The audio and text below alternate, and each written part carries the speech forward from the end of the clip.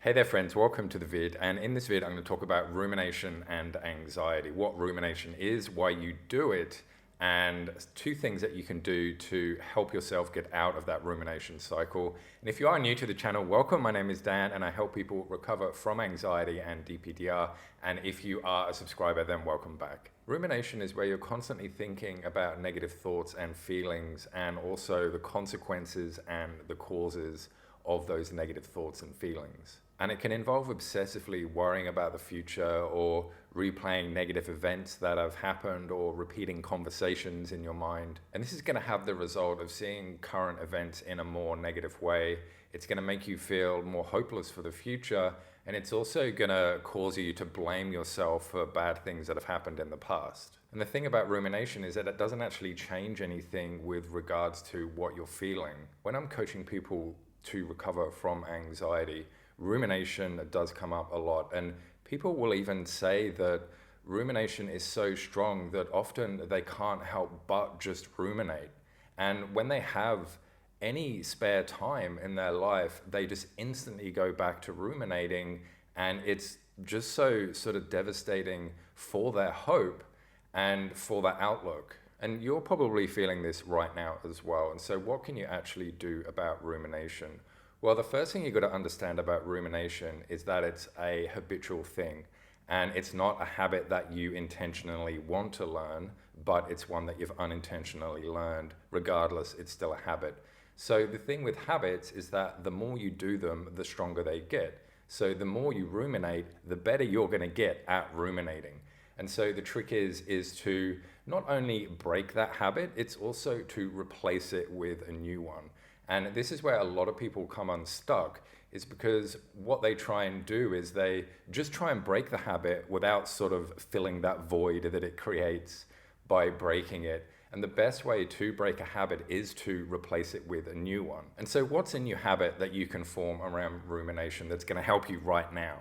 Something that you can do which is going to help you with ruminating is to, first of all, recognize and acknowledge when you are ruminating. And ruminating often comes in the thought of almost like daydreaming. You know, you don't really know that you're doing it, and then all of a sudden you'll snap out of it and go, you're ruminating. When you do get to that point, you can go, oh, okay, I was ruminating again. So even just acknowledging it is going to help. But what you need to do your best to do is to catch it when you very first start ruminating. And the thing with rumination is that it's often the same thoughts that keep going through. So as soon as one thought goes through, you can say, I'm just about to start that ruminating cycle again. You know, I recognize that I'm doing that. I've just caught myself, and I'm just going to acknowledge that, yep, I just did that, and that's totally okay. And you've got to remember as well is that a lot of ruminating is you thinking about the past. You can't actually change anything about the past, but what you can change is your outlook of what actually happened. So, for example, if something bad did happen, and you're saying, oh, if only I'd said this, if only I'd done this, you can sort of flip that around and go, well, look, I was doing the best I could in the situation. You know, hindsight is always a very powerful thing. But in that moment, when you were going through whatever event it was, you did do your best. You can learn from it as well. And there's a phrase that I really love, which is, there's no such thing as failure, there's only feedback. And so you can look at it as, well, I was a complete failure in that moment, or you can look at it in a better way as, well, I got a heck of a lot of feedback during that moment.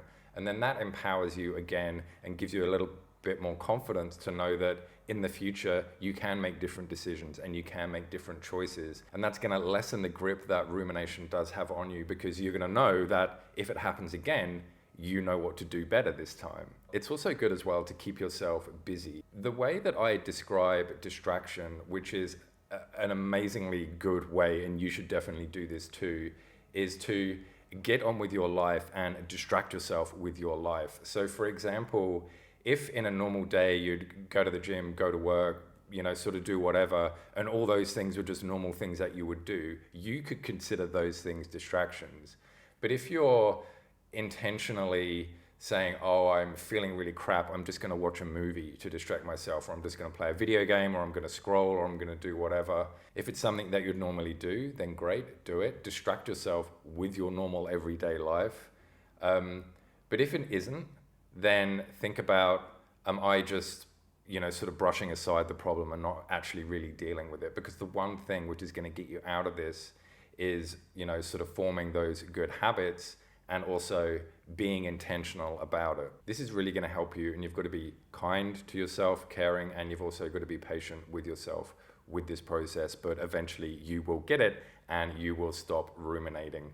And if you are struggling with anxiety and rumination, then you really want to check out the Freedom course, because it's a online course which is designed to help you recover from anxiety. It's a step-by-step telling you exactly what to do from day one, and you're going to absolutely love it. If you are interested in that, check out the link in the description and the pinned comment. And until next time, I'll see you in the next video. Bye.